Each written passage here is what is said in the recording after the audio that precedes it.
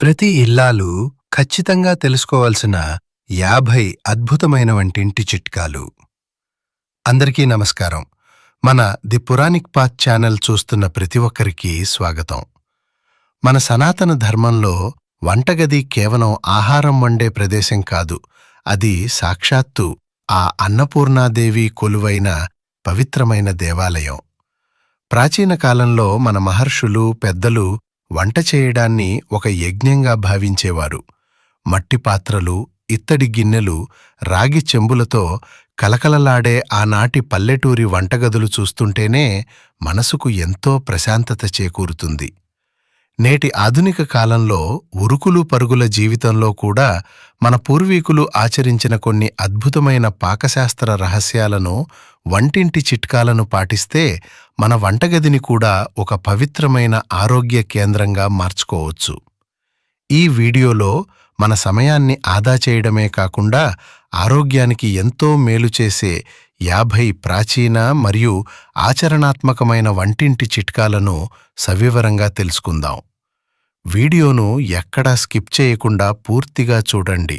అలాగే మన సనాతన ధర్మం పట్ల మీకున్న భక్తిని తెలియజేస్తూ కామెంట్స్లో ఓం శ్రీ అన్నపూర్ణాదేవియే నమః అని రాయండి. రోజువారీ వంటల్లో ఒక్కోసారి పొరపాటున కారం ఎక్కువగా పడుతూ ఉంటుంది. అలాంటప్పుడు కంగారు పడకుండా ఒక చెంచా శనగపిండిని దోరగా వేయించి ఆ కూరలో కలిపితే కారం ఘాటు వెంటనే తగ్గిపోయి కూరకు కమ్మటి రుచి వస్తుంది. అలాగే కూరల్లో ఉప్పు ఎక్కువైతే కొద్దిగా నిమ్మరసం పిండండి. ఒకవేళ సాంబారు, పప్పుచారు లాంటివి వండేటప్పుడు ఉప్పు ఎక్కువైతే అందులో ఉడికించిన బంగాళదుంపను వేయండి. ఆ బంగాళదుంప అదనంగా ఉన్న ఉప్పును పీల్చుకుంటుంది. ఇక వేపుడు కూరల్లో ఉప్పు ఎక్కువైతే కాస్త పచ్చి కొబ్బరి తురుము కానీ, ఎండు కొబ్బరి పొడి కానీ చల్లితే సరిపోతుంది. మన భారతీయ వంటకాల్లో చపాతీలు మృదువుగా, దూదిలాగా రావాలంటే పిండిని సాధారణ నీటితో కాకుండా కొద్దిగా గోరువెచ్చని నీటితో కలపాలి. పండుగ రోజుల్లో చేసుకునే పూరీలు ఎక్కువసేపు పొంగి కరకరలాడుతూ ఉండాలంటే గోధుమ పిండిలో 2 చెంచాల బొంబాయి రవ్వ కలపండి. ఇడ్లీలు మల్లెపువ్వుల్లా మెత్తగా రావాలంటే పిండి రుబ్బేటప్పుడు కొద్దిగా నానబెట్టిన అటుకులు కలపాలి. ఉదయాన్నే వేసుకునే దోశలు ఎర్రగా కరకరలాడుతూ రావాలంటే మినపప్పుతో పాటు 2 చెంచాల కందిపప్పును కూడా వేసి నానబెట్టండి.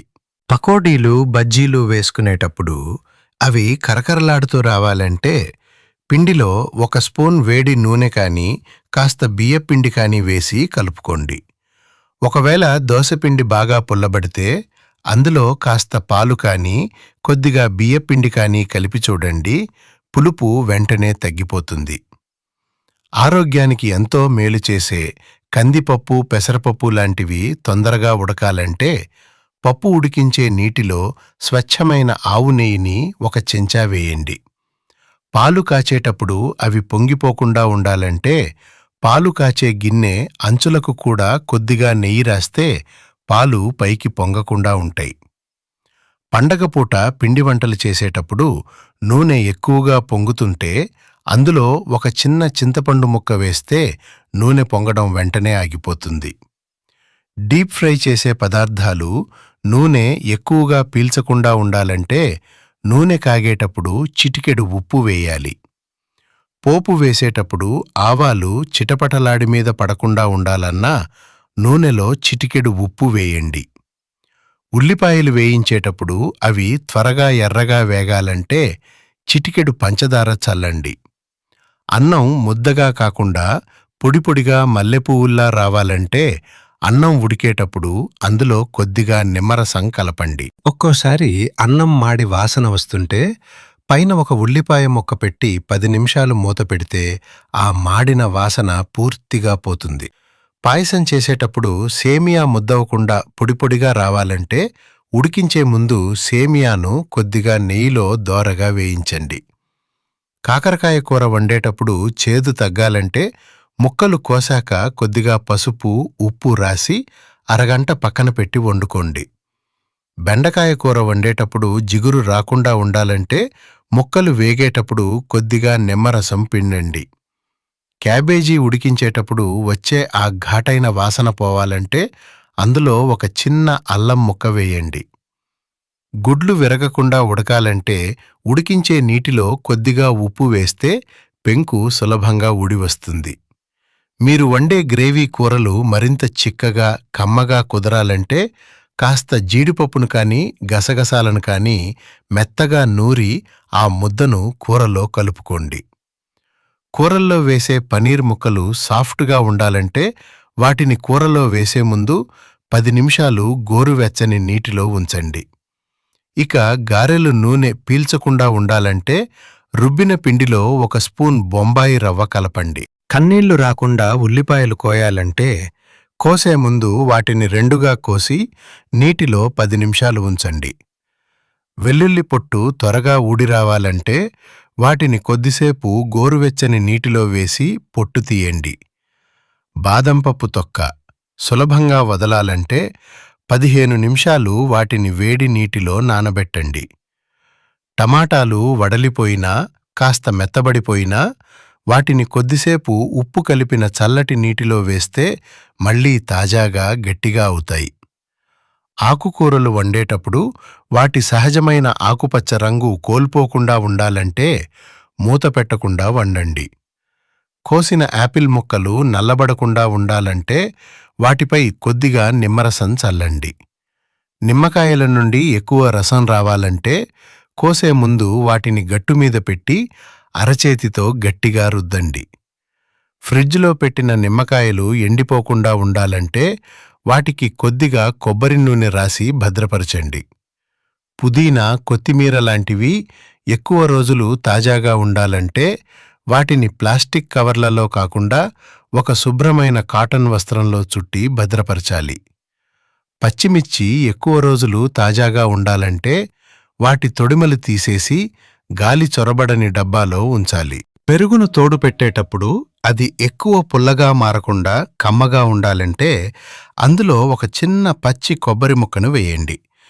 పాలు త్వరగా తోడుకోవాలంటే గోరువెచ్చని పాలలో 2 ఎండు మిరపకాయల తొడిమలు వేయండి. నెయ్యి కాచేటప్పుడు వచ్చే ఆ కమ్మటి సువాసన కోసం చివర్లో ఒక కరివేపాకు రెమ్మ కానీ తమలపాకు కానీ వేయండి. అల్లం వెల్లుల్లి పేస్ట్ నిల్వ ఉండాలంటే దానిని రుబ్బేటప్పుడే అందులో చిటికెడు పసుపు, కొద్దిగా ఉప్పు, 1 చెంచా నూనె వేసి రుబ్బితే ఎన్నో నెలల పాటు తాజాగా ఉంటుంది.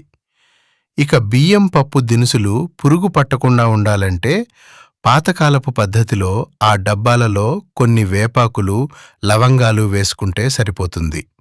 వర్షాకాలంలో ఉప్పు డబ్బాలో ఉప్పు తడిసి ముద్దగా అవ్వకుండా ఉండాలంటే అందులో కొన్ని బియ్యం గింజలు వేయండి. అవి తేమను పీల్చుకుంటాయి. పంచదార డబ్బాకు చీమలు రాకుండా ఉండాలంటే అందులో 2-3 లవంగాలు వేయండి. ఇత్తడి, రాగి పాత్రలు లక్ష్మీదేవి కలతో దగదగ మెరిసిపోవాలంటే కేవలం చింతపండు గుజ్జు, రాళ్ల ఉప్పు ఉపయోగించి తోమండి. వంటగది నేలపైన గాని గ్యాస్ స్టవ్ పైన గాని నూనె మరకలు పడి జిడ్డుగా మారితే ఆ ప్రదేశంలో కొద్దిగా బియ్యపిండి చల్లి తుడిస్తే ఆ పిండి నూనెనంతటినీ పీల్చుకుంటుంది. మాడిన గిన్నెలు సులభంగా శుభ్రపడాలంటే ఆ గిన్నెలో నీళ్లు, కొద్దిగా బేకింగ్ సోడా వేసి 1 పొంగు రానిచ్చి తోమండి. మిక్సీ బ్లేడ్లు పదునుగా మారాలంటే నెలకు ఒకసారి గుప్పెడు రాళ్ల ఉప్పు వేసి గ్రైండ్ చేయండి. వంటగదిలో ఎలాంటి చెడు వాసనలు రాకుండా ఉండాలంటే సగం కోసిన నిమ్మకాయను ఫ్రిడ్జ్ లోపల కానీ లేదా వంటగదిలోని ఒక మూలన కానీ ఉంచండి. వంటగదిలో ఈగలు, దోమల బెడద లేకుండా ఉండటానికి హానికరమైన రసాయనాలు వాడడం కంటే మన సాంప్రదాయ పద్ధతిలో నీటిలో కొద్దిగా పసుపు, పచ్చకర్పూరం పొడి కలిపి వంటగదిని శుభ్రం చేసి చూడండి.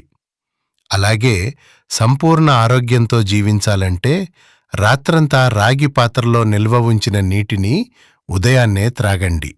దీనివల్ల ఎన్నో అనారోగ్య సమస్యలు వాటంతటా అవే దూరమవుతాయి. మన పూర్వీకుల కాలం నాటి ఈ చిన్న చిన్న చిట్కాలను మన దైనందిన జీవితంలో భాగం చేసుకుంటే వంట చేయడం అనేది ఒక భారంగా కాకుండా ఒక ఆనందకరమైన ఆధ్యాత్మిక అనుభవంగా మారుతుంది. మన పల్లెటూరి వాతావరణాన్ని, ప్రాచీన భారతీయ సాంప్రదాయాలను ప్రతిబింబించే ఇలాంటి ఎన్నో విషయాలను మనం ముందు తరాలకు అందించాల్సిన బాధ్యత మనపై ఉంది. ఈ వీడియోలోని 50 అద్భుతమైన చిట్కాలు మీ ఇంటికి, మీ ఆరోగ్యానికి ఎంతో మేలు చేస్తాయని మనస్ఫూర్తిగా ఆశిస్తున్నాను. మన సనాతన ధర్మం, ఆయుర్వేద జీవన విధానం గురించి మరెన్నో అద్భుతమైన విషయాలు తెలుసుకోవటానికి మన ది పురాణిక్ పాత్ ఛానల్ను తప్పకుండా సబ్స్క్రైబ్ చేసుకోండి. ధన్యవాదాలు.